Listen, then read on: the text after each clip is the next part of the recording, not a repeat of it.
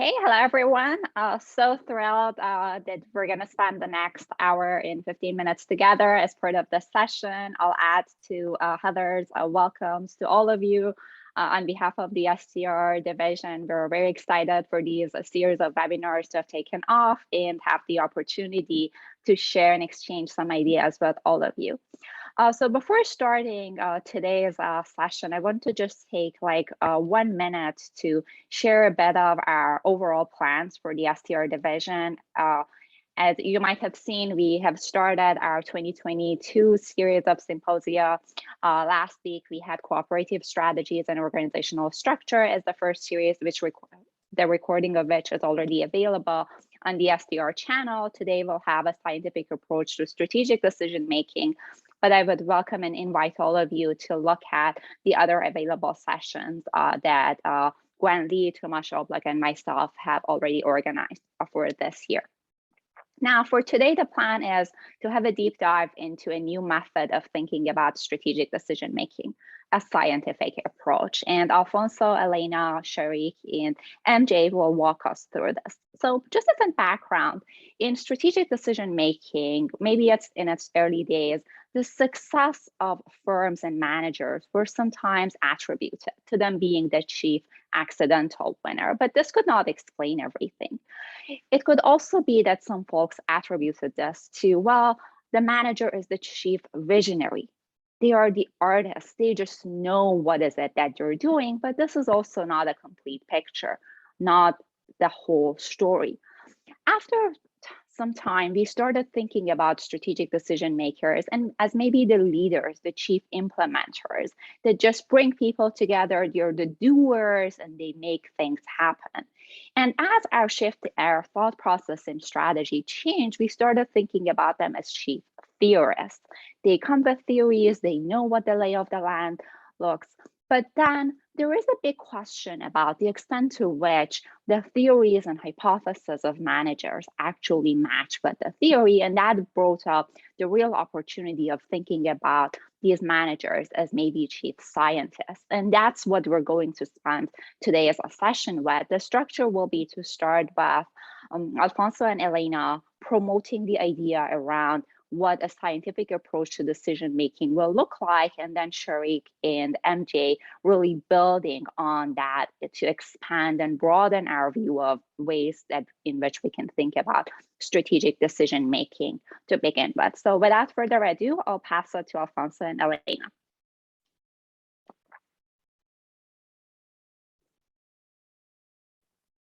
Thank you very much, Maka, and thank you very much to STR for inviting us to this discussion.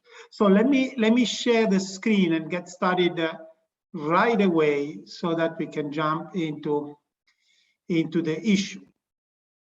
So I believe you can see my slides, correct? Right. Okay. So okay, excellent. So let me get started on a scientific approach to strategic decision-making. The basic idea here, this is a topic I have worked on with quite a few colleagues, Elena in the first place, but quite a few other people. And the goal is to provide foundations for a better understanding of managerial decision-making under uncertainty and to help decision makers to make better decisions. We have invested in evidence, as we will discuss in this session. And what we would like to do here is to provide foundations and logic about what we are doing, summarize evidence we have built so far, but most importantly, raise questions that would be great to address. Our goal here is really to have a broad discussion and see whether we can in the future learn more with a greater community.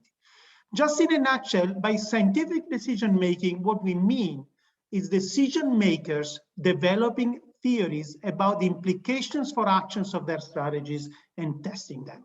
We claim that this provides better decisions.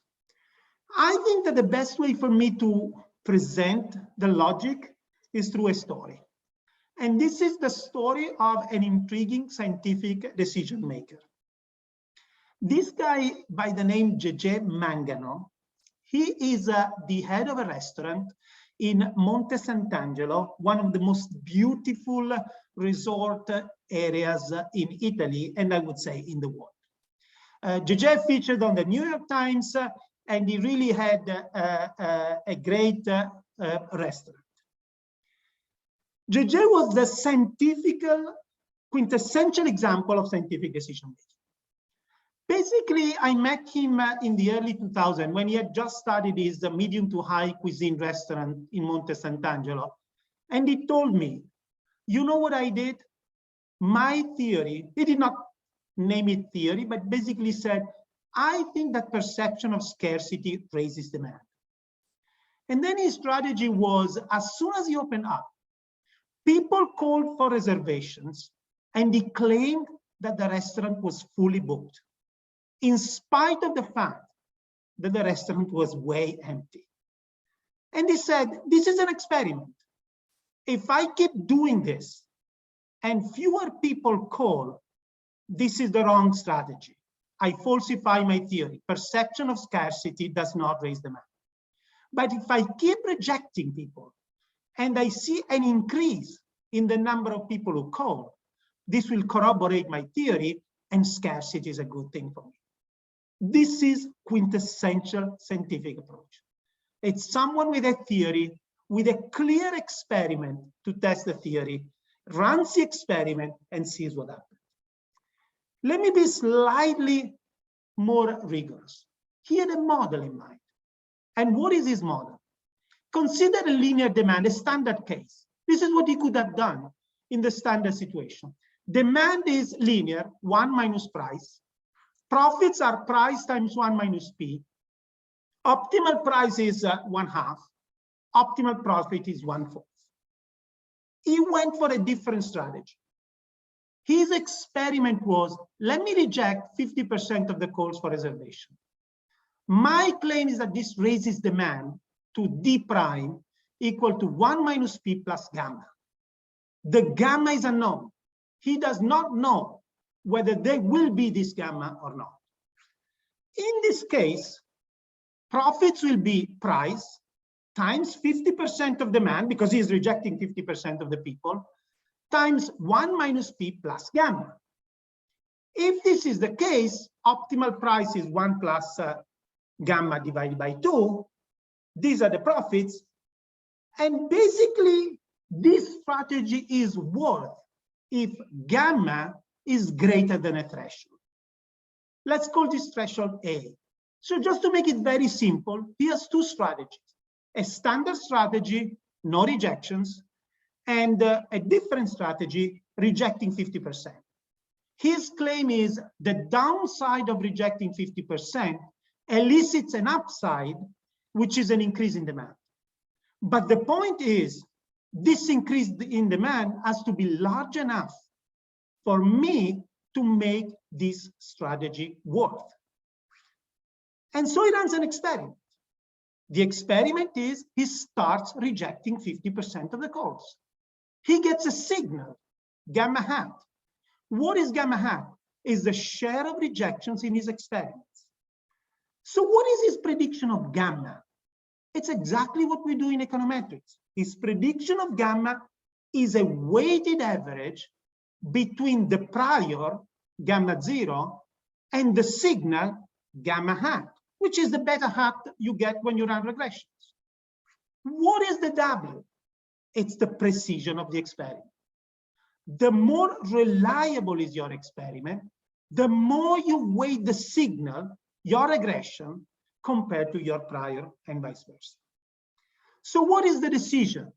The decision is, let me go with the rejection strategy if the signal I get is greater than a threshold. A threshold that depends on the signal. The higher the signal, the more likely it is that the rejection strategy is good. The prior, the higher the prior gamma 0, the more likely it is that the rejection is good. And the precision of the experiment. The more the experiment is important, the more I rely on the signal rather than anything else. This simple story tells you theory plus experiment matters.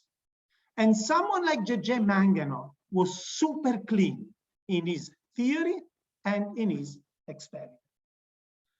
What did he actually do? Well, he set up a decision-making process very much like the one that you see in the table.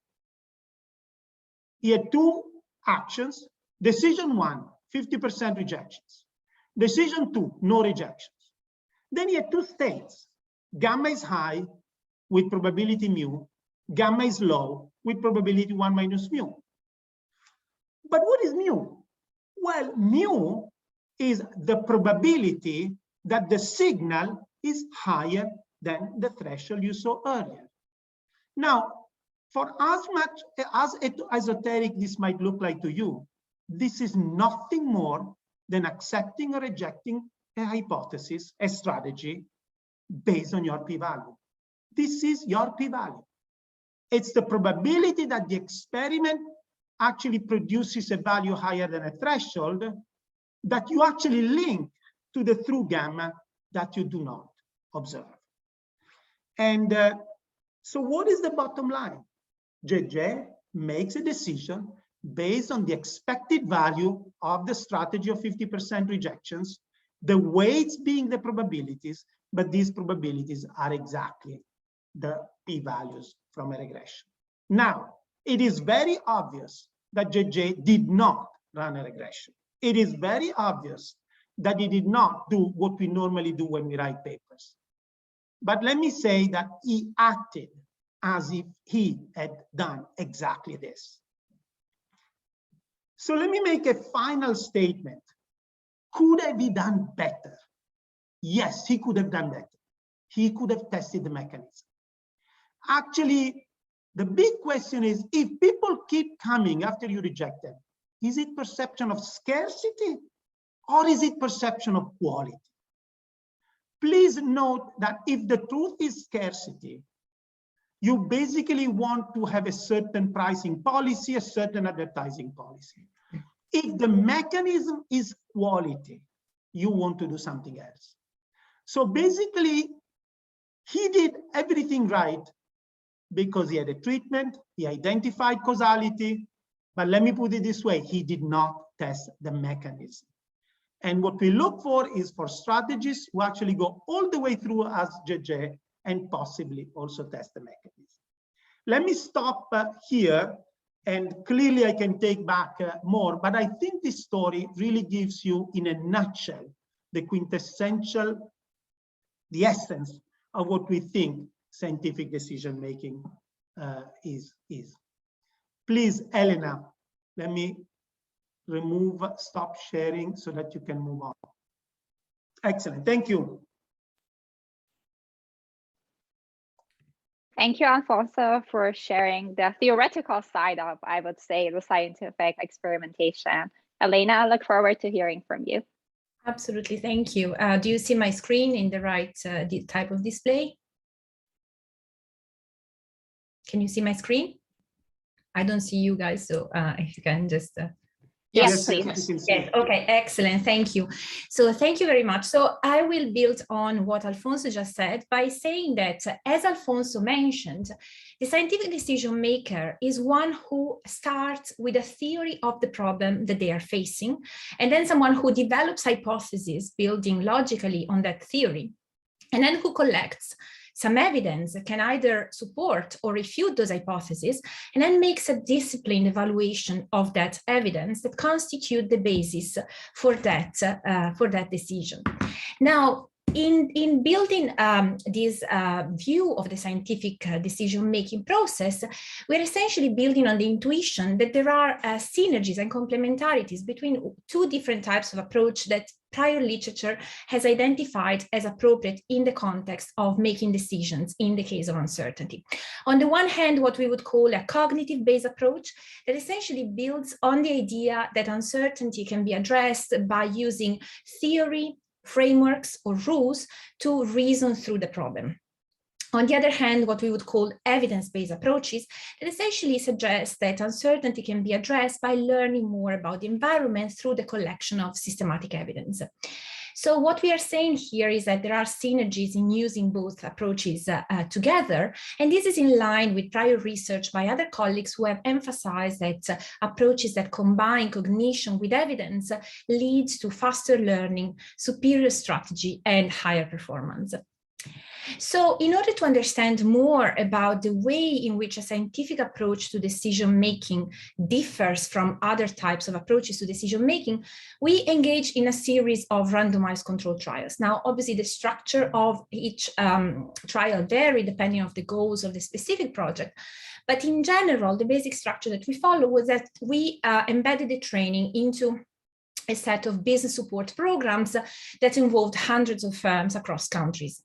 Now, we essentially taught the treatment group to think in a scientific way, which basically meant that we did expose them to the basic frameworks and templates of strategy and the basic evidence gathering techniques like how to build surveys, how to conduct A/B testing that typically participants in business support programs are exposed to. But we also taught them how to apply them in a scientific way, which basically meant we taught them to use these frameworks and techniques to develop a theory of the problem, to develop hypotheses, to collect evidence that would directly test those hypotheses, and then to evaluate those results. Conversely, to the control group, we exposed them to the same tools and techniques, but we did not teach them how to use them in a scientific way. So let me give you a general and brief overview of what we found before I go into more details of the individual studies. So overall, we found that a scientific approach to decision-making leads decision makers to terminate their projects more frequently and more quickly. It leads them to engage in fewer pivots as opposed to not pivoting or pivoting many times. It leads them to achieve higher performance.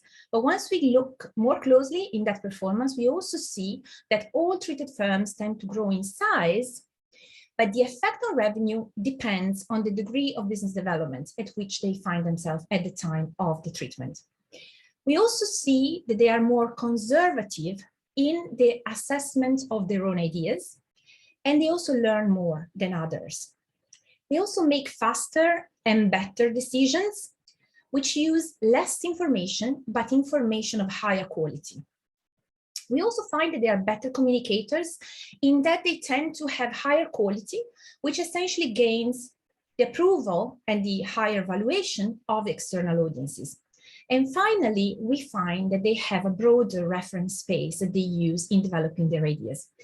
Now, let me go more deeply into each of these results, and let me mention that the authors, the co-authors that we are going to mention during these presentations are all present today in the audience, and we would be super happy to take any questions that you might have on each individual study. So the first set of results comes from our recent CPR working paper, which is a joint work with Arnaldo Camuffo, Danilo Messinese, Emilio Paolucci, and Chiara Spina, and builds upon and extends an earlier paper that was published on management science. So our first set of results is that scientific decision makers terminate their projects more frequently and more quickly than controls, on average 2.5 weeks earlier than the control group. Now, we interpret these results to essentially suggest that scientific decision makers are more likely and quicker in identifying projects that have a lower probability of success, those that we would call false positives, essentially projects they thought might deliver value, but eventually once they develop a theory and tested that theory, they realize they don't really deliver that much value than they thought. Second, we look at whether scientific decision makers make strategic changes to their ideas, to the original ideas that they had when they joined the program. So what we see here is that our intervention increases the probability of engaging in one pivot, in one strategic change, but does not increase the probability of engaging in more than one pivot. We interpret these results to suggest that scientific decision makers are better able at identifying more precisely the appropriate strategic changes to make to an idea in order to make it successful. So they don't need to make several subsequent changes because they make only a few very focused changes in the right direction. Now, in line with this intuition of the reason why scientific decision makers terminate their projects more frequently and more quickly, and why they make fewer pivots. When we look at the average revenue generated by scientific decision makers, what we find is that on average, they generate more revenue than control firms. We then look more closely at the performance of decision makers who use a scientific approach to decision making. And in particular, what we are trying to understand here is whether the benefits that a decision maker derives from the use of a scientific approach vary depending on the degree of business development of the firm at the time at which they receive the treatment. What we find is that all treated firms grow in size, but only the more developed ones grow in revenue. So for instance, if we look here at the impact of the intervention on the number of employees, at the mean level of the degree of business development, the impact is about 10.5%. It varies only slightly for one standard deviation from the mean. Conversely, if we look at revenue and we look at the impact of the intervention at the mean of the degree of business development, the impact is negative 9%. On the other hand, if we look at the same impact at one standard deviation of degree of business development from the mean, we see a substantially different result, 51%. Why do we see this? We collect several types of evidence, and what we find, including analyzing the text of the interviews with entrepreneurs, and what we find is that different types of firms at different degrees of business development, address and use the method to address different types of problems. Problems of market validation early, problems of scaling up later. And so they maximize different performance dimensions. We then delve deeper into the mechanism underlying a scientific approach to decision-making. And in a paper with Andrea Coali, who is a PhD student at Bocconi University, we find that scientific decision makers experience two different types of effects. First of all, a debiasing effect. Scientific decision makers are more conservative in assessing the value of their own ideas. What we have here is the entrepreneur's evaluation of their own ideas. Obviously, one thing that is very reasonable is that we see that the entrepreneur's own evaluation of their own ideas tends to decrease over time as they collect more information. Second, once again, very reasonably, we see that the evaluation of entrepreneurs, of firms, of projects that remain active is higher than the evaluation of projects that are terminated. But very interestingly, what we also see is that treated entrepreneurs reduce their own evaluation of their own ideas faster than control entrepreneurs. So they have a more successful and quicker debiasing process going on. We also see that in parallel, those who do not terminate projects and are treated tend to perform better. The performance of active projects treated is higher than the performance of control projects, which are active. We next ask what we believe is a very important question. Is it possible that the scientific approach makes decision makers too conservative? Is it possible that they terminate projects that might have delivered value? So in order to answer this question, we collect a variety of types of evidence, including asking professionals to evaluate the ideas of our entrepreneurs. And what we find seems not to suggest that this is the case. So we do see that even if there's a possible increase in false negatives that scientific decision makers experience, this effect is more than compensated by the parallel decrease that they experience in false positive. Another paper that really helps us understanding more about the mechanisms underlying the scientific approach is a paper by Danilo Messinese, who is another PhD student from Bocconi who is on the job market this year.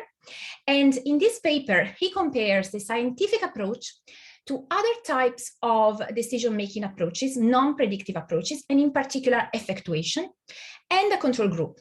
What is really nice about this paper is that it leads to a direct measurement of the mechanisms underlying the scientific approach, and in particular of the way in which scientific decision makers use information when they make decisions. What does he find? He finds that both scientific and effectual decision makers use less information in making decisions than the control group. He also finds that both scientific and the factual decision makers use higher quality information compared to the control group. Although in particular, the quality of the information used by scientific decision makers tends to be higher than that used by factual decision makers. However, he finds that scientific decision makers react more consistently and more quickly to signals and eventually make better decisions, decisions that lead higher performance. Another paper that helps us understanding more about the mechanisms is the paper by Francesca Bacco, who looks at the extent to which a scientific approach to decision-making can help decision makers to become also better communicators regarding their ideas. So she finds that a scientific approach to decision makers tends to improve the clarity of communication to the benefit of external evaluation. In particular, she has entrepreneurs pitching before and after the training, and this and getting externally assessed. This enables her to develop a difference in difference analysis based on the external assessment of pitches. And what she finds is that scientific decision makers give clearer pitches that generate higher external evaluations. Finally, in a paper with Luisa Gagliardi, we look at the extent to which the scientific method can help entrepreneurs achieve this biasing effect, but not only on the value of their ideas, but also on the domain of their ideas. So we see that the decision makers that have ideas that are based on a reference point. So in particular, in this case, we look at ethnicity-oriented ideas and gender-oriented ideas. We find that they are more likely to engage in strategic changes after being exposed to a scientific approach to decision-making, which suggests to us that a scientific approach tends to expand the entrepreneur's reference space. Now, of course, these studies have helped us answer some of the questions regarding the implications and the mechanisms underlying a scientific approach. However, many questions remain open. For example, why exactly do scientific decision makers terminate their projects more than others? What does lead them to identify more quickly the right strategic directions? Why exactly do they perform better? And are there any other heterogeneity effects that are important? For example, is it possible that the performance of a scientific approach varies in different types of contexts, in different sectors, or for different levels of uncertainty? Is it possible that scientific decision-making is an approach that is more suited to some types of decision makers? Or maybe it works on some ideas, but not others. For instance, it is possible that it might lead on average to an increase of all ideas, but maybe it's less likely to lead to breakthrough, which is something it would be important to know, of course. So in summary, we believe that we need more theory and more empirical evidence on this approach. We will pause here and leave the floor to MJ and Sharik, but of course, we look very much forward to hearing from all of you during the discussion session. Thank you. Thank you very much, Elena. This was very insightful and very nice summary of the empirical body of work that has accumulated, really complementing the theoretical views. And with this, I'm going to pass it to Sharik and MJ to walk us through how this view relates to the overall body of decision-making under uncertainty. How is it that your reflections, your thoughts about this view can help us broaden our perspective, perhaps identify newer research opportunities, ways in which we can find complementarities with other fields and fill gaps that we already have in our knowledge. So MJ, please.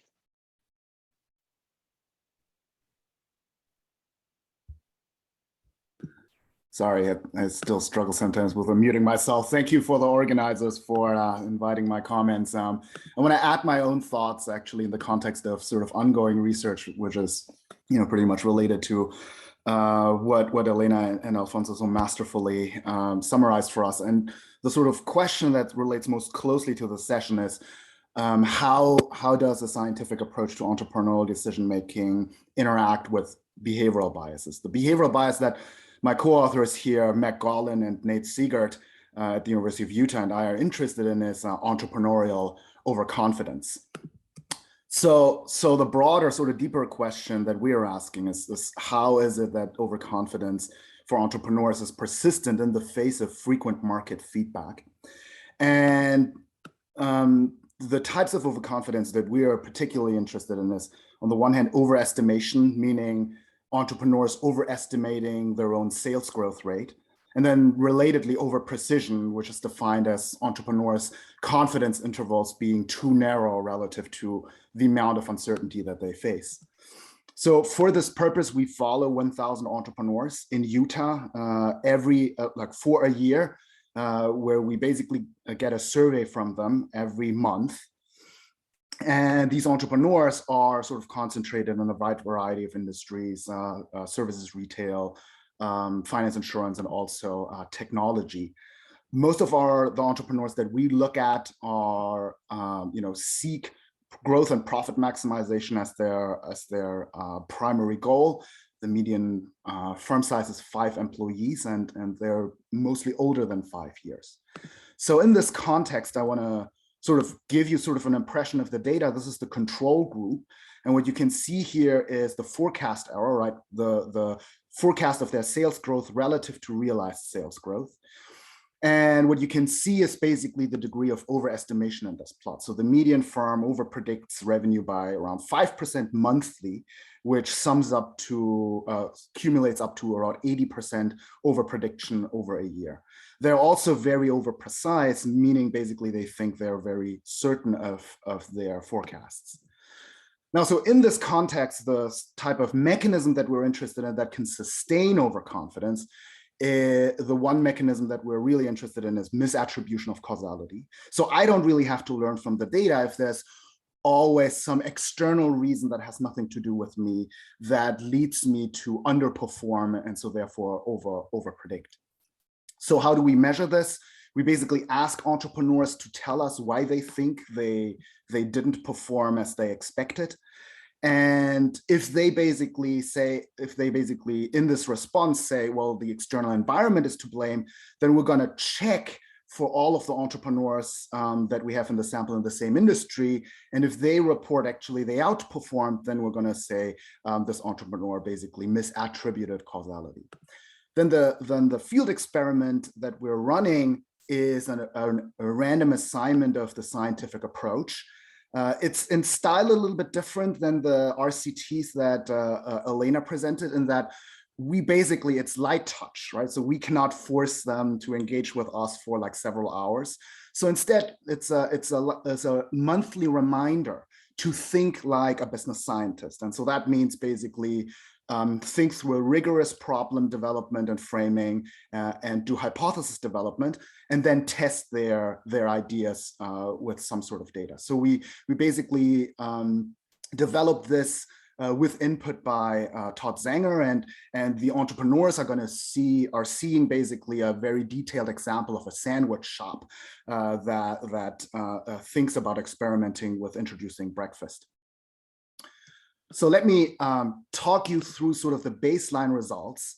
So the baseline results, as I present them here, are instrumental variables results, based off of the fact that we cannot force entrepreneurs to engage with a scientific method, but we can measure to the degree to which they engage, and measuring how detailed their responses are, their text responses are to the online form. So this analysis also allows us to basically analyze and dig deeper into the two components of the scientific approach that we assign. On the one hand, hypothesis development, on the other hand, hypothesis testing. So let me first walk you through the results with hypothesis development. So as you can see here on the very left side, entrepreneurs that are subject to the scientific approach tend to systematically be worse in terms of overprediction, right? So they basically think they're actually much better growing than they end up growing. And at the same time, misattribution actually increases among those entrepreneurs that are engaging heavily with the hypothesis development part of the treatment. And our sort of hypothesis here is that we basically prime entrepreneurs to tell a story about themselves that they then heavily identify with, which leads to, overconfidence actually getting worse. At the same time, and that's the result that you see in the middle column here, what we also see is that the scientific hypothesis development actually reduces over precision. And that's probably because we prime them to think about all of the conditions that have to be true for their idea to be successful. And so therefore they become more aware of the lingering uncertainty in their business. Now, what do our results look like with respect to hypothesis testing? Here, in both the first and the third column, you see that hypothesis testing is very successful actually in debiasing our entrepreneurs, right? So both overconfidence and misattribution systematically decline. But at the same time, we also observe that it increases over precision, right? So the entrepreneurs understand one part of their business very well, like the one where they do the empirical test, but that makes them actually overestimate how much they understand the total uncertainty in their business. So let me conclude with three thoughts that I think help to understand the broader context and open up towards the discussion. The first one is, one of the things that you might think is overconfidence necessarily bad? And we're basically the first ones to agree it's not necessarily bad. Indeed, literature in behavioral economics argues that overconfidence can be a potent tool to offset self-control problems that entrepreneurs have. And if you're curious of how we're addressing, or how we do performance analysis in a more sort of nuanced way that takes into account of that, I invite you to read our paper that's going to hopefully appear soon after the data collection ends in a month or two. The second part that I want to add here is sort of a broader comment of, I think, the scientific approach being applicable to more than just entrepreneurs, right? So I'm thinking here, especially on some work that Arthur Lavely, the ex-CEO of P&G, Roger Martin, Jan Rifkin, and Nikolai Sigelkow have done to apply the scientific approach to corporate decision-making. And a survey that, I've been running with Michael Christiansen, Nick Bloom, Rafael Asadon, and Jan Rifkin, where we measure the degree to which, more mature firms that are run by HBS alumni take to scientific decision-making, and where we find that firms that adopt scientific decision-making are actually growing faster than firms that do not. I also want to sort of like point out the little bit more thought-provoking part that one of the things that our research brings up is this question of the story element of the scientific approach that is inherent in the hypothesis development. And that basically points towards what you can sort of call a dark side of stories, or the potential for self-deception, right? So in science, we are very aware of that. Max Planck, the German physicist, basically said, science progresses one funeral at a time. And I think the reason why he basically said that is that there are these paradigms, as Thomas Kuhn pointed out, that people really, really cling to, which are these stories. Now, our study also suggests that the key to addressing these types of issues is testing, of course. But it also points out that the type of behavioral bias that self-deception isn't easily curable, what's typically called a nudge, right? So you can't just nudge people into stopping to deceiving themselves. And I think that also has practical relevance in that with the ubiquitous adoption, or with the increased adoption of A/B testing and big data, there is the pitfall for practitioners and for managers to basically fool themselves to see their theory being confirmed. And there's very nice work by Megan McGarvey and Christina McAhern in HBR in 2018 that I can warmly recommend if you are more interested in things like that. More generally, I want to say, I think this area, of course, has a lot of potential to grow. Elena made a great job summarizing all of that, and I'm looking forward to our discussion. Thank you.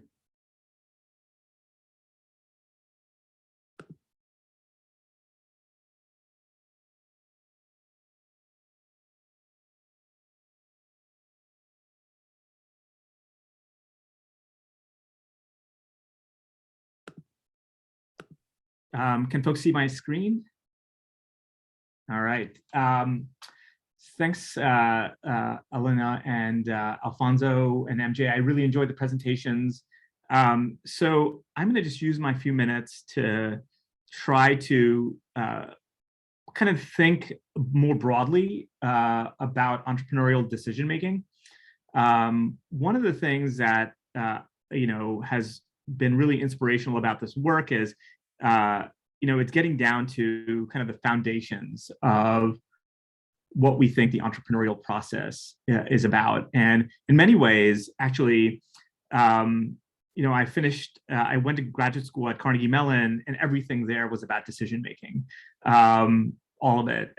You would take classes that were talking about obviously the behavioral theory of the firm, but also in psychology. Statistics was framed around decision making. Machine learning was framed around decision making. And then for many years, I felt like I traveled in the wilderness and didn't get exposed to decision making much again as a practicing academic. And what's really exciting about this work is it puts decision making again front and center of what we do in strategy and management as an enterprise, kind of harking back to the early days of the behavioral theory of the firm, Simon and March, and the Carnegie School, which is kind of getting a resurgence. So one thing I have to say is that this is just an incredibly impressive body of work with very compelling results. I think what's really impressive about it is just the sheer number of experiments that have been done by this very large team in a lot of different contexts. And they're really trying to dig deep into what the foundations of decision making are for entrepreneurs.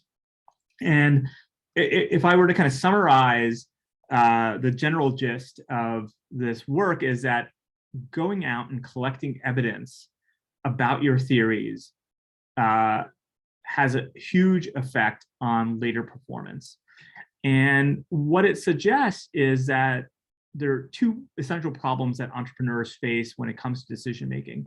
One is they don't know their options, or they may not have articulated them very well. And two, they don't know the value of those options. And going out and collecting information gives them that knowledge. But the other thing that's, I think, kind of interesting is, what's the null? And I think there are two nulls to really think about when it comes to this research. One is, I think, the empirical null in the papers presented by Elena and Alfonso, which is you basically get the frameworks, but you're not taught how to think about the empirical part of going out and collecting the data and validating or invalidating or testing your theories. I think that's the empirical null of these papers, if I'm able to characterize it.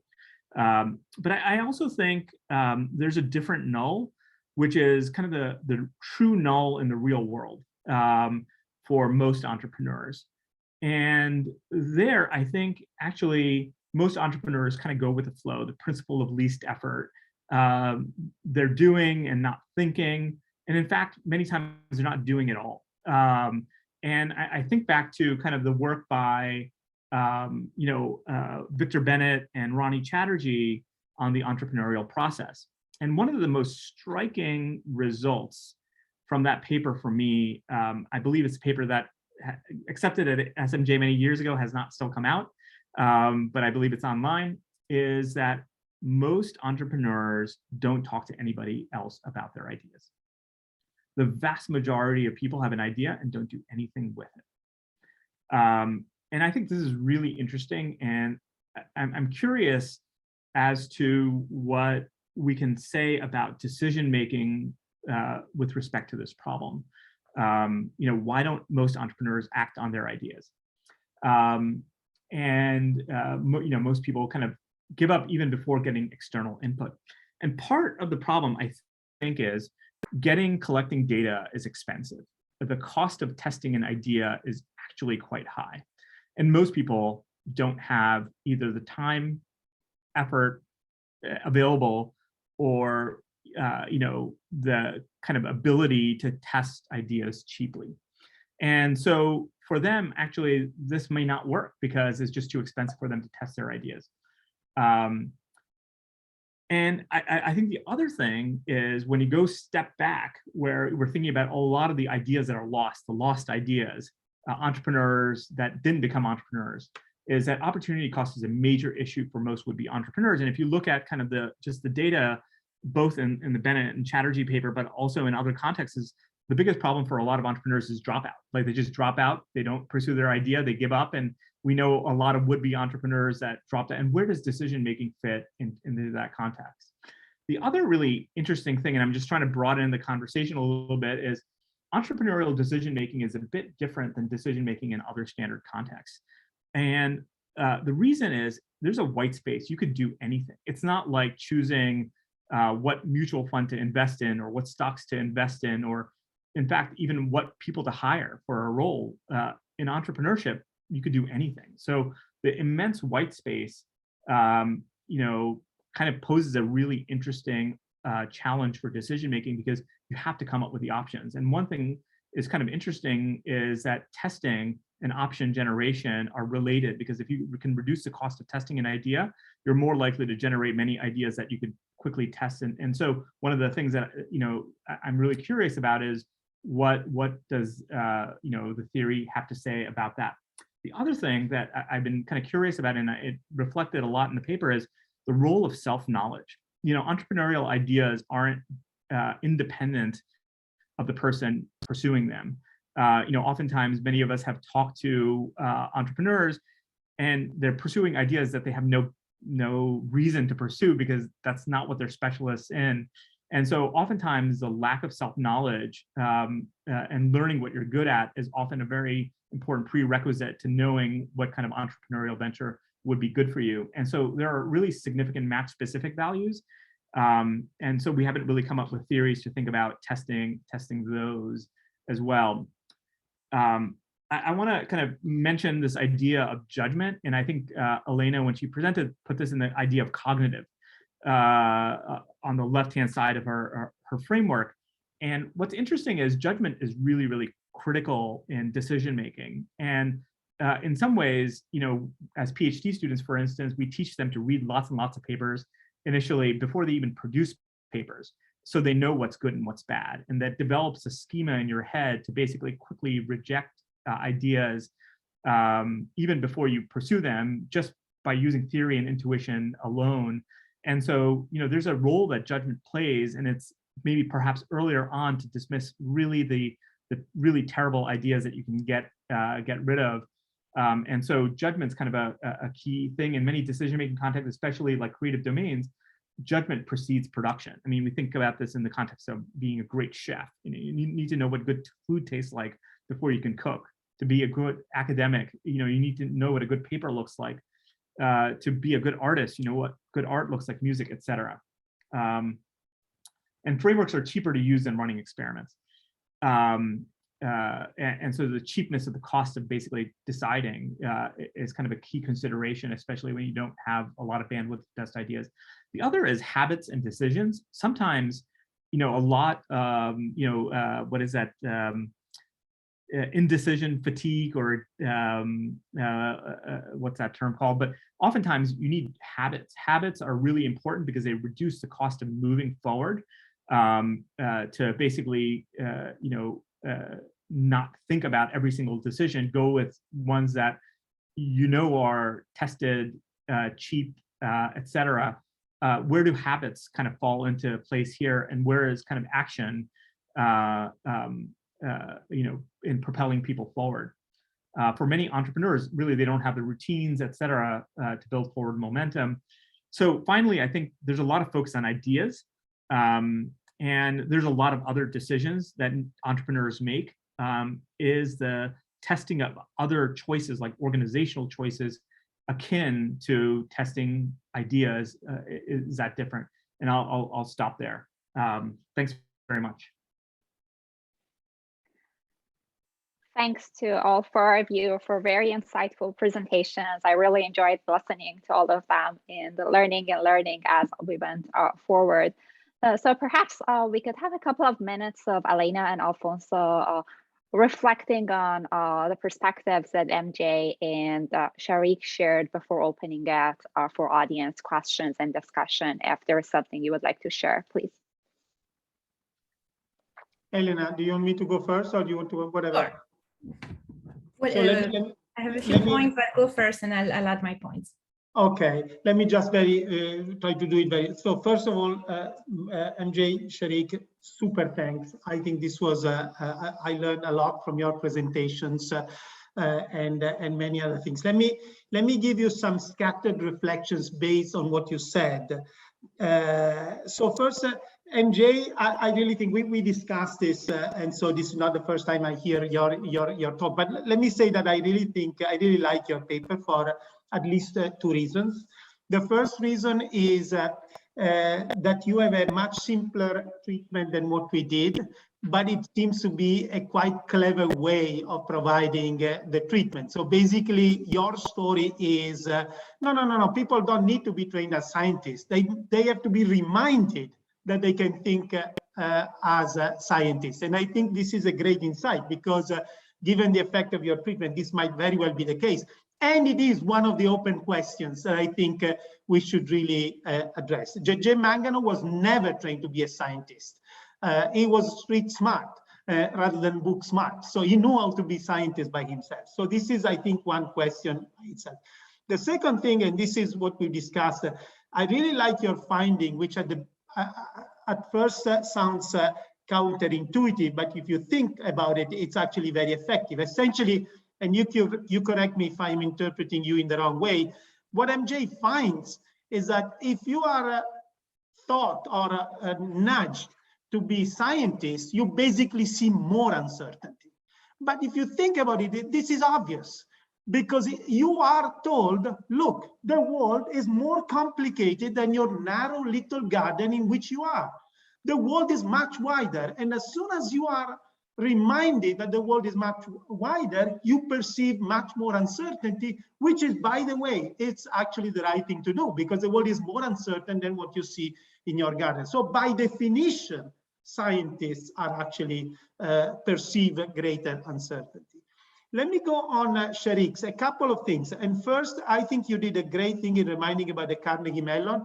Let me tell you that Arnaldo Camuff and I, when we started thinking about this, once Dan Levinthal told us, what is strategy is essentially thinking about decision making. And I still remember Dan telling me this, and this is what actually something that prompted us to do that. So we are really trying to follow on that direction. And similarly, we are building on the shoulders of giants. We are not, we did not have the time to say from how many people we have been inspired, but definitely the paper by Siegel-Co, Rifkin and others, other papers, of course, the World Management Survey. So we are building, Kathy Eisenhardt, I think, talked a lot about this. So we are building on the shoulders of giants. Let me just say one final thing about something that Sharik said, which I think it's very interesting again. So first is this idea that we should really try to understand that in strategy or entrepreneurship, decision-making under uncertainty is not an opportunity discovery story, it's an opportunity creation story. So if you are looking at uncertainty in the sense of risk, or even in the sense of ambiguity, I think you are not on top of things. In our field, uncertainty is uncertainty about the model, is model specification uncertainty. It's a much, much more profound level of uncertainty. It's framework specification. It's even more profound than ambiguity uncertainty. This makes the problem more difficult, but also more interesting. And finally, let me leave you with the following anecdote that I think summarizes things that both MJ and Sharik said. I had a discussion lately with members of my family who were very concerned because they say, look, scientists, when they talk about COVID, one day they say something, and another day they say something else. They should make up their mind. I responded, no, that's exactly what scientists have to do, because they react to information. Whereas if you are ideological, you do not react to information. You think that people should not be vaccinated. Whatever evidence I provide, you still believe so. You think that you should be vaccinated. Whatever evidence I provide, you do not react. Scientists react. And so they change their mind, precisely because they tackle uncertainty. They do not refuse uncertainty. And this is, I think, the way to tackle uncertainty and to confront uncertainty, I think, is the basic challenge that we as strategy scholars need actually to take. Elena. Thank you. So first of all, I want to echo Alfonso in thanking MJ and Sharik for really offering a lot of food for thought regarding the scientific method and strategic decision-making in general. And I want to touch upon 3 points that really resonated with me, and among several points that were super interesting. I made several notes. So first of all is the question that MJ asks us, so whether is overconfidence necessarily bad? And I think this is a very important question that we need to understand more about, because, for example, if we look at the results in our paper with Andrea, what we see is that indeed the scientific methods also might lead decision makers to reject more projects than they should. They reject some projects that might have delivered value. Now, what we find is that on average, the positive effect of rejecting projects is higher than the negative effects of rejecting projects that could have been good. But the key point here is that ideas are not just assessed in terms of numbers or in terms of average value. So it would be super interesting looking at knowing more about these projects that are rejected and, what are their characteristics. Maybe some of them were breakthrough. So maybe there some overconfidence would have helped us in seeing them fully developed, and that this might have been beneficial. So it's very important that we understand this question more closely. The second very important question that MJ emphasized was, to what extent, essentially, the way I would reframe it, to what extent is maybe the scientific method only making these entrepreneurs better storytellers? They are better at developing narratives that convince themselves and others, and these leads them to performance. And in fact, the paper by Francesca goes, certainly provides some evidence in this direction, because she shows that they are better communicator. Others understand them better and give them higher evaluations. However, one thing that I think is important to consider is that there is an important element of the path to success of ideas that comes with consensus. And this makes me think about the work by our colleagues, Teppo Fellin and Todd Zenger, who basically look at the fact that you need a certain amount of consensus on ideas so that they emerge. You need the consensus of venture capitalists, you need the consensus of employees. So of course, I definitely believe it's more important to understand more about this mechanism, because we need a certain degree of consensus. Of course, we don't want that to become essentially something that increases just the bias of entrepreneurs and others. And then I also want to touch upon a super interesting point made by Sharik, among several other super interesting points, which is that about the cost of testing, which is certainly important. This is very much in line, for instance, with the paper with Chiara, in which what we see is that entrepreneurs at different degrees of development use the method differently, and particularly the method helps later stage entrepreneurs to in certain ways that does not help earlier stage entrepreneurs. So we certainly need more data on this. We need to look at this in different contexts, and some of our colleagues are studying this phenomenon in different types of institutional contexts as well, which might be relevant to the discussion about the cost of experiments. However, I want to emphasize and reiterate certainly a point that was also touched upon by Alfonso, which is the importance of theory, because in a way, theory provides decision makers with the opportunity of essentially conducting mental experiments. So using the theory as a substitute to the actual experiments. And I think that this really is very nice what Sharik was saying about self-knowledge and the role of judgment, because essentially this is telling us there might be heterogeneity on the extent to which entrepreneurs have already developed some theories, and some of these theories might come from experience, but it's a really a different source of experience that might not have been studied sufficiently. So experience in terms of generalizing prior experience in frameworks that might help navigate uncertainty in the form of mental experiments as opposed to actual experiments conducted in the field. So we stop here, but thank you very much. A lot of very useful reflections. Thank you for sharing all the reflections. And I would like to go to the audience at this point. I think we're getting some questions in the chat, and I'd welcome others if they would like to raise their hand to share their points or questions and reflections or enter it in the chat. So from the chat, Natalia has already raised that many of the studies that we talked about were limited in certain geographies. So perhaps what would be implications if we broaden our ideas with respect to context in which they appear? And a little bit, I think, building on Sharik's point around self-knowledge, judgment, and the cognitive limitations that actors may have, Heather has shared the idea that maybe firms' resources could be another factor that would impact their approach towards experimentation. Maybe there are path dependencies or just even understanding of the scientific method. And relatedly, Puyan has shared this in the chat that maybe some entrepreneurs do not necessarily see the payoff as the end goal. They have other utility functions that need to be accounted for, and that personal satisfaction of entrepreneurs, what they personally view as important to them, can come into play.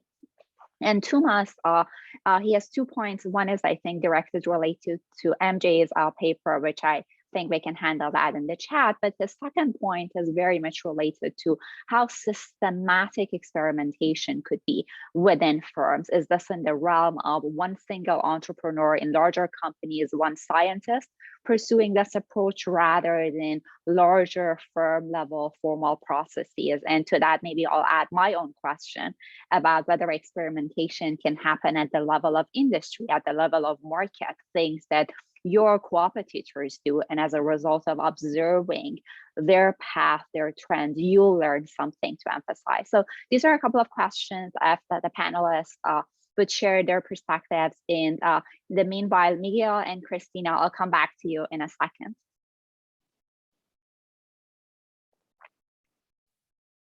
Let me just take up a few, but it's really in the spirit of a quick back and forth. So let me address Heather's point. I mean, as our host, I think you have the privilege that we should address your question first, which is, by the way, it's a very relevant question. I think the answer to your question is a straight yes. And what is, I think, very important is this, that whenever we start framing our problems, we are always affected by our reference points and our states of mind. And two implications of this. First, our intuition is that if you start thinking, if you are being nudged very much like MJ nudges his own entrepreneurs, you may start thinking out of your reference points. And what the paper by Elena and Luisa show, it's a working paper now, and it will come out very soon as a working paper. They actually show that it seems that our treated entrepreneurs who are more ethnic or gender related, when they are treated scientifically, they start seeing a wider set of things. So it seems to be the case that there is this kind of effect. On Puyan's point, yes, there are possibly other goals. And so, but still, even if you have other goals, you can pursue with a similar approach. The context, Natalia's point, is indeed that this is again part of the Heather's, similar to Heather's question. There's no doubt that coming from Italy, I came with my own reference points, which are completely different from someone who comes from somewhere else. But let me put it this way, because I was broadened up, I think that my reference points are not much different from Maka's reference points, in spite of coming from completely different regions, simply because we shared a very similar context. So yes, there are reference points, but there are also opportunities to move away of these reference points.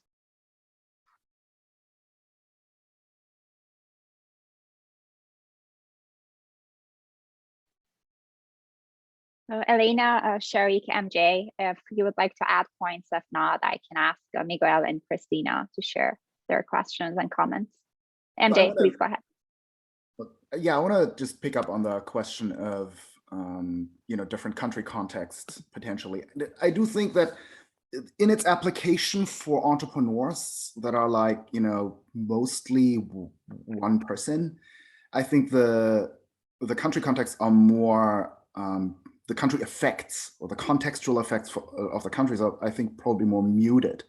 Where I would see much bigger effects are, for example, the application of the scientific approach in the context of teams, such as decision-making teams for corporations.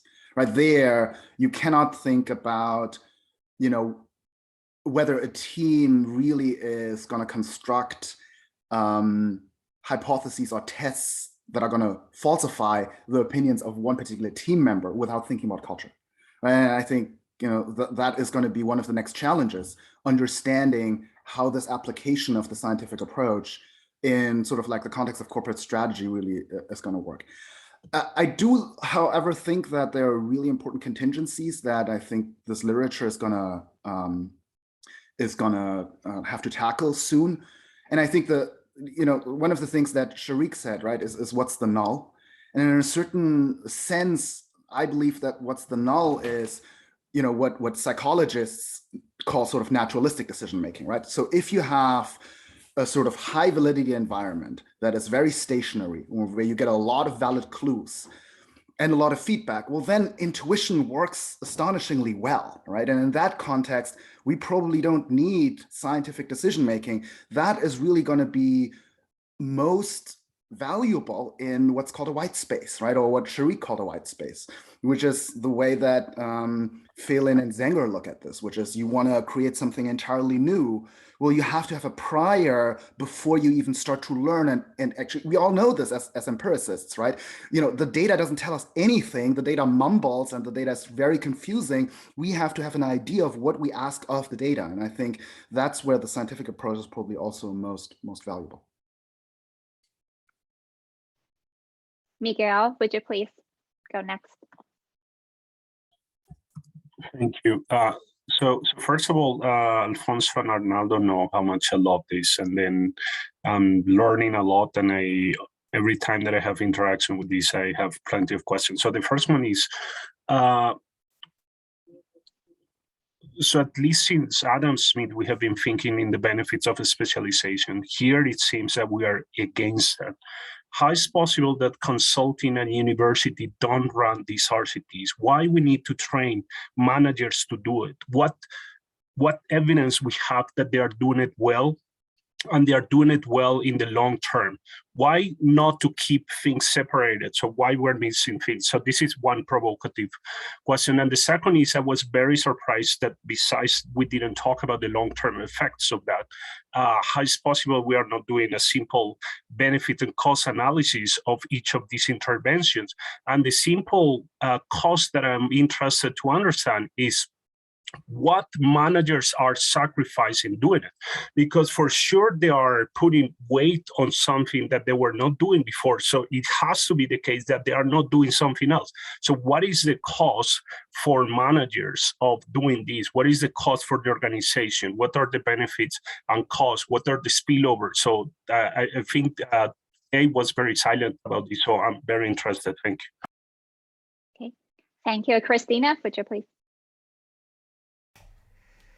Yes, thanks. Wow, this is so exciting. I'm having trouble like picking which of the many ideas that sprung up that I would like to focus on. But what really I think resonated for me, and I'd love to hear more about or know if this sort of data collection is going somewhere, is this idea that we're not just worried about the evaluation of the idea, but we're worried about the evaluation of the execution. And this kind of links into many points about the process design and the organizational design or organizational habits in which we go from idea to marketing, testing and scaling, and then just execution on the business plan, which seems often I think strategy execution is something we get up to the strategy and we do this, and then the execution sort of goes out the window. But we could think about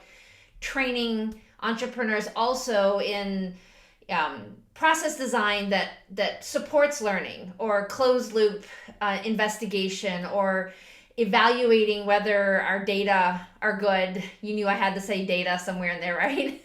And one of the obsessions I have right now is we have a bunch of data in the annual business survey that I'm playing around with on the reasons for founding the firm. And we're seeing all sorts of really powerful and difficult to parse relationships between these entrepreneurial aspirations, the education that the founders bring, what their prior entrepreneurial experience is, and execution choices like the adoption of advanced technologies. And we're looking at AI right now. But you can see that that's sort of not about the idea, but about the tools for taking those ideas out into the world. And so I'm super interested in knowing more about, how do we link that? I don't think it's quite white space. I think Alfonso's right that these founders come in with lots of constraints and priors and senses of what their mental models of the world are, what their capabilities are.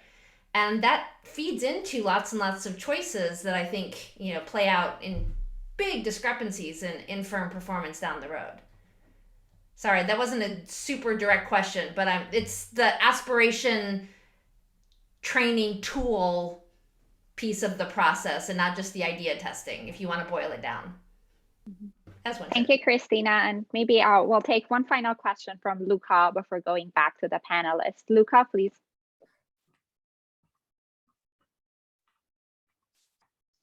Yes, sir, I just posted on the chat. So I was just wondering, and this is a question for the panelists, whether we're looking at maybe slightly different approach here. So whether we call it maybe the Bayesian approach on how to set up priors and then getting new data to update the priors and actually updating the theories that we have. So I just would like to know, what is your take on that? Whether we are moving towards more Bayesian, or we are strictly talking about more frequentist approach with aleatoric uncertainty instead of actually more a different type of uncertainty, kind of a model uncertainty that I think Alfonso was referring before. Thank you very much.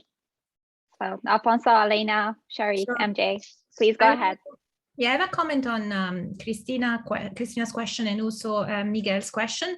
I think, Miguel's point about costs. So, where are the higher costs here? What is it entrepreneurs might be giving up when they make these choices? And Christina's other important point about, is it the same if we're applying to the development of ideas as opposed to the execution of ideas?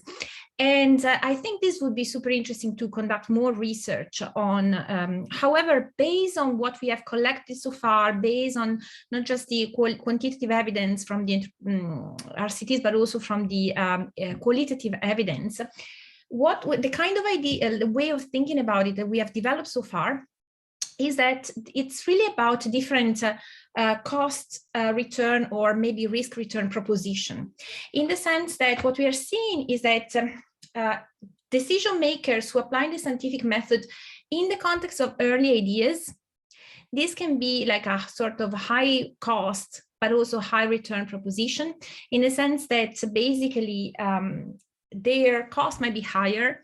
There's much more uncertainty. It brings them back to the drawing board.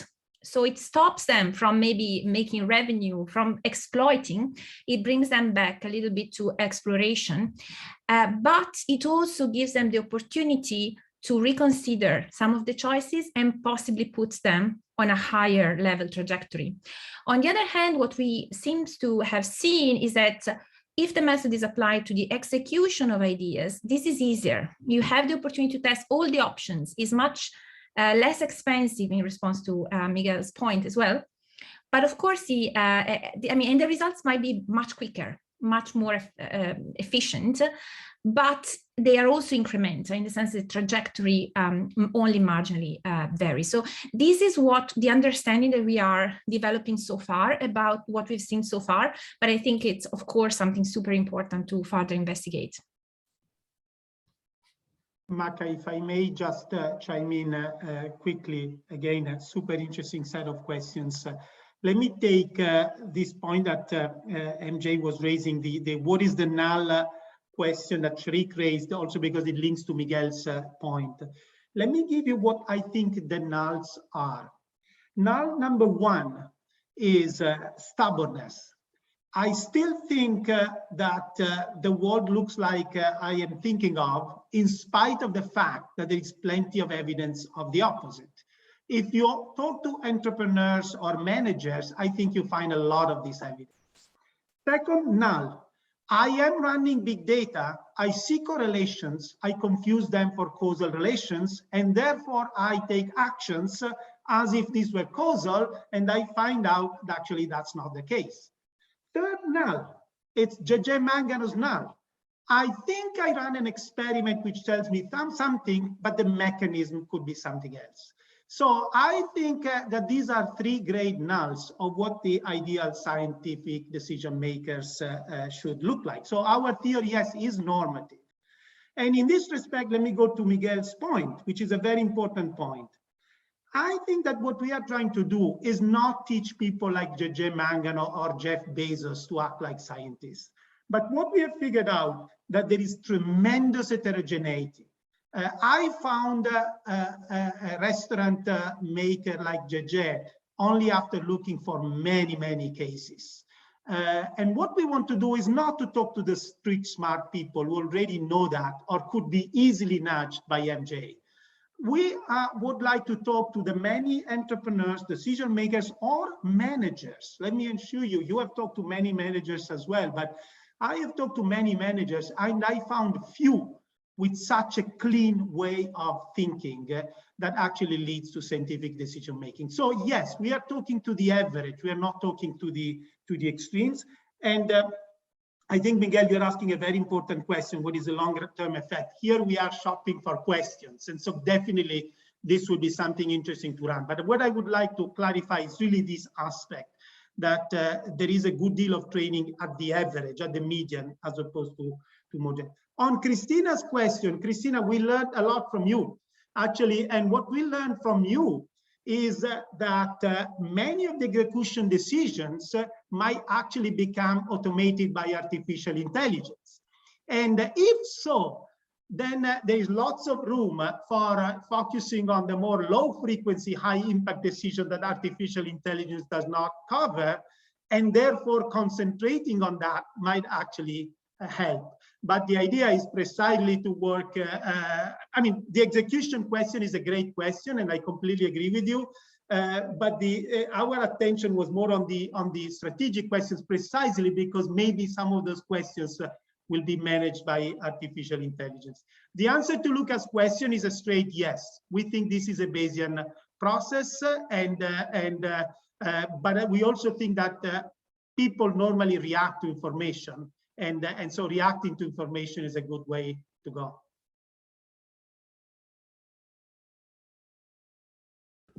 Let me just add like two quick thoughts here, Luca. I love sort of like thinking about this as a Bayesian, but I also want to say the null probably isn't Bayesian at all, right? So there's lots of evidence that people, in response to sort of ambiguous information, diverge in their priors, right? And if you need any evidence that people are not necessarily normally Bayesian, just open the newspaper, see how polarized people are on anything from climate change to elections, right? But I don't have to tell you this, of course, right?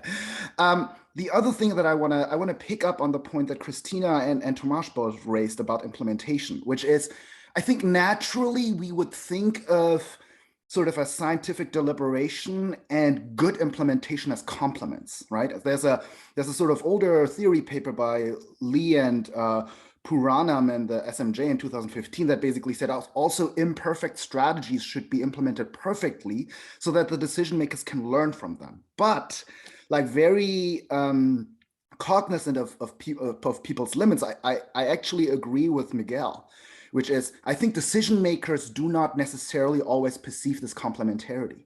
I think people, and you know, my best example for that is the study that I mentioned earlier, right, where we look, with Nick Bloom and Michael Christian and so on, we look at how the sort of strategic decision-making style at HBS alumni change after Michael Porter changed this, the entire course curriculum for the strategy core at HBS.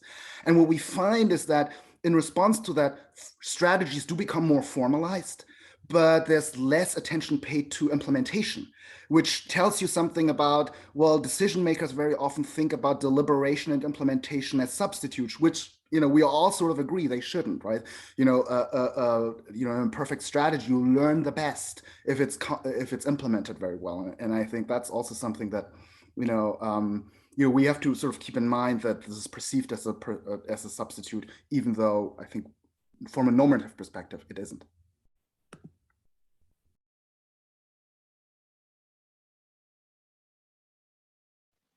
Thomas, please.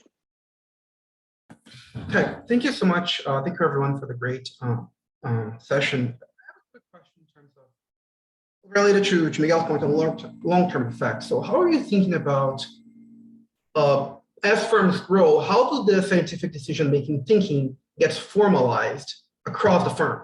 So as departments arise when you start up, are the new executives also thinking strategically because best practices are scientifically because best practices are implemented? So how are you thinking about the formalization of scientific decision-making in the firm?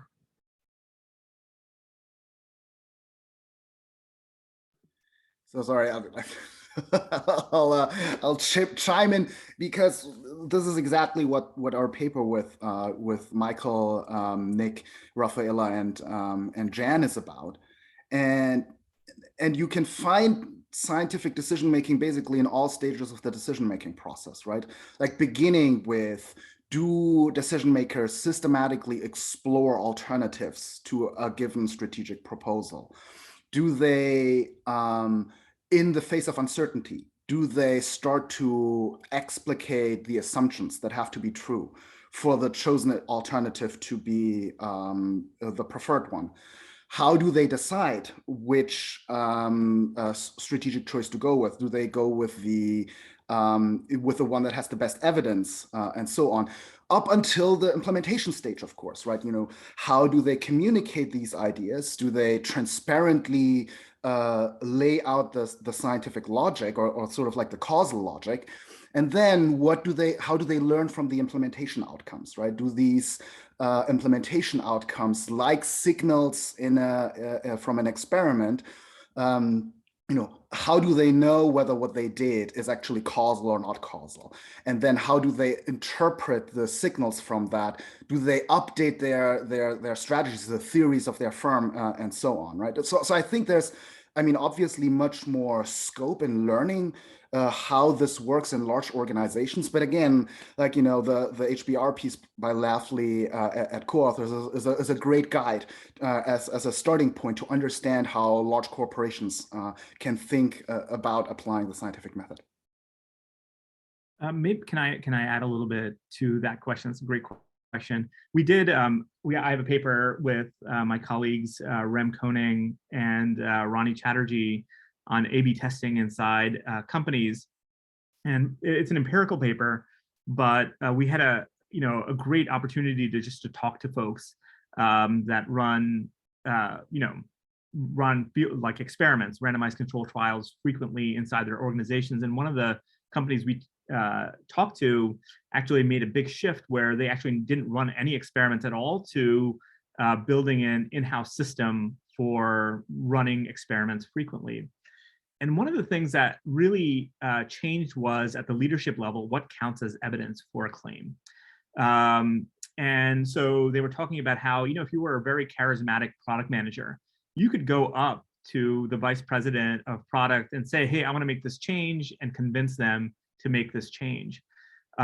Once they started running A/B tests, basically what ended up happening was that the power of these very charismatic product managers declined dramatically because they had to have evidence.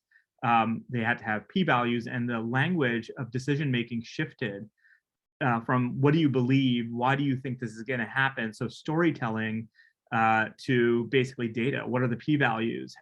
Did you, what was your control group? How long did the effect last? What's the effect size?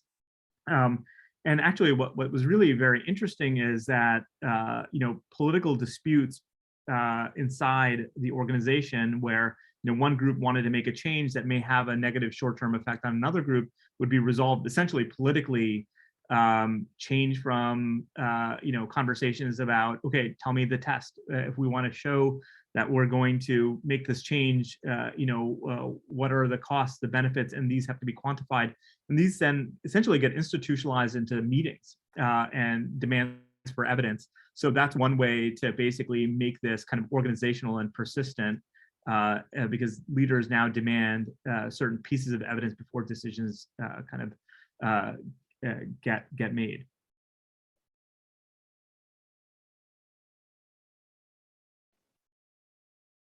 Okay, excellent. That was a very lively discussion. I personally learned a lot, and I positive that this was the case for our STR members who are here today, or those who watch the recording after the fact. So perhaps ending this with a little bit of personal reflection.